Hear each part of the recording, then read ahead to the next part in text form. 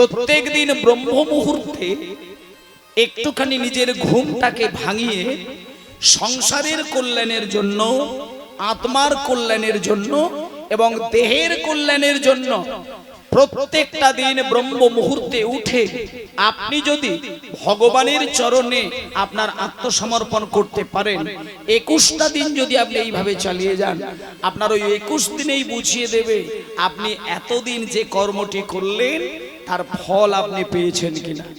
প্রত্যেকটা জিনিসের একটা সময়সীমা থাকে। আপনাদেরকে আমি বলে দিই ব্রহ্ম মুহূর্তটা কোন সময় হয় সেটা আমি বলে দিচ্ছি। ব্রহ্ম মুহূর্তটা হচ্ছে সূর্য উদয়ের 96 মিনিট আগে থেকে সূর্য উদয়ের 48 মিনিট আগে পর্যন্ত যে সময়টা আপনি পাবেন এটাকে বলছে ব্রহ্ম মুহূর্ত।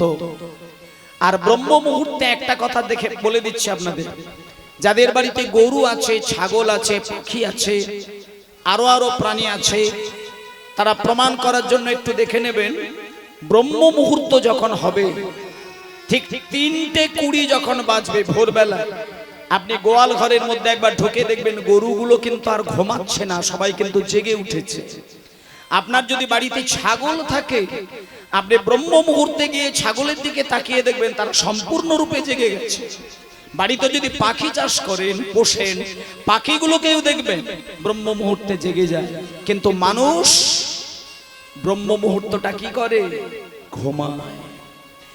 কিন্তু সচেতন হওয়ার দরকার। ব্রহ্ম মুহূর্তে যদি মন দিয়ে ভগবানকে ডাকা যায়, ওই সময় ভগবান একটুখানি যদি ভক্ত ডাকে, ভগবান কাতর পাগলের মতো ছুটে গিয়ে ভক্তকে অযাচিত ভাবে কৃপা দান করে দেয়। এবার সেই নিতাই গৌর প্রেমানন্দে হরি বল, হরি বল, হরি বল। ব্রহ্ম মুহূর্ত শব্দের মানে হচ্ছে সত্যের মুহূর্ত। ব্রহ্ম শব্দ হচ্ছে পরম সত্য। পরম সত্য যাকে বলা হয়, সেই সত্যের সঠিক সময়টা হচ্ছে ব্রহ্মের সময়। আর এই ব্রহ্মের সময় যদি তার নাম করা যায়, পরম ব্রহ্ম তাকে কৃপা দান করেন। আপনি যদি 24 ঘন্টার মধ্যে কোনো সময় ভগবানকে ডাকতে সময় নাও পান, অন্তত ব্রহ্ম মুহূর্তে একটুখানি ভগবানকে ডাকা মানে 24টা ঘন্টার ফল কিন্তু আপনি ওই টাইমের মধ্যেই পেয়ে গেলেন। তাই এই টাইমটা আপনারা কিন্তু কেউ ঘুমাবেন না। ব্রহ্ম মুহূর্তে উঠে সবাইকে আমি একটা নিয়ম করে দিচ্ছি, অন্তত পক্ষে টাইমটা বলে দিচ্ছি। ব্রহ্ম মুহূর্তের টাইমটা বলে দিই, মিনিমাম 3:20 থেকে 3:40 ঘড়ি ধরে এই টাইমটুকু অন্তত মিনিমাম ভগবানের নামটা করবেন।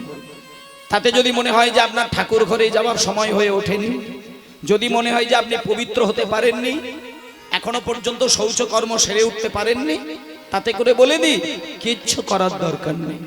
অন্ততপক্ষে বিছানা থেকে ঘুমটা ভেঙে মেরুদণ্ড সোজা করে আপনার বিছানাতেই বসে আপনি যদি পারেন, তাতেও ভগবানের কৃপা লাভ হয়ে যাবে। হরি বল। সবাই মিলে একটু বসে ব্রহ্ম মুহূর্তে ভজ গৌরাঙ্গ লহ গৌরাঙ্গ কহ গৌরাঙ্গের নাম রে, ভজ গৌরাঙ্গ লহ গৌরাঙ্গ কহ গৌরাঙ্গী নাম রে, ভজ গৌরাঙ্গ লহ গৌরাঙ্গ কহ গৌরাঙ্গী নাম রে, যে জানা গৌরাঙ্গ মাঝে সে হয় আমার প্রাণ রে, যে জন গৌরাঙ্গ ভজে সে হয় আমার প্রাণ রে,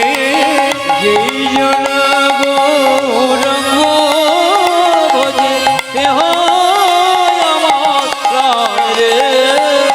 সবাই মিলে একটু, সবাই মিলে ভক্তি করে একটু হাত তালি দিতে দিতে, তার নামটা স্মরণ নিতে নিতে, তার চরণে চিন্তা করতে করতে এই গানটা আমরা গাইব। মায়ার কথা যেন আমাদের হৃদয়ের মধ্যে বিন্দু মাত্র না ধরা পড়ে। মায়া ছিন্ন করে মায়াবদ্ধতা থেকে নিজেকে বেরিয়ে মন আর দেহকে তার চরণে সমর্পণ করার প্রতিশ্রুতিবদ্ধ হয়ে আমরা এই গানটা একটুখানি গাইব। ভজ গৌরাঙ্গ লহ গৌরাঙ্গ কহ গৌরাঙ্গের নাম রে, ভজ গৌরাঙ্গ লহ গৌরাঙ্গ কহ গৌরাঙ্গের নাম রে, ভজ লহ গৌরাঙ্গ কহ গৌরাঙ্গে নাম রে। যে জানা গো রাঙ্গ ভজে সে হয় আমার প্রাণ রে।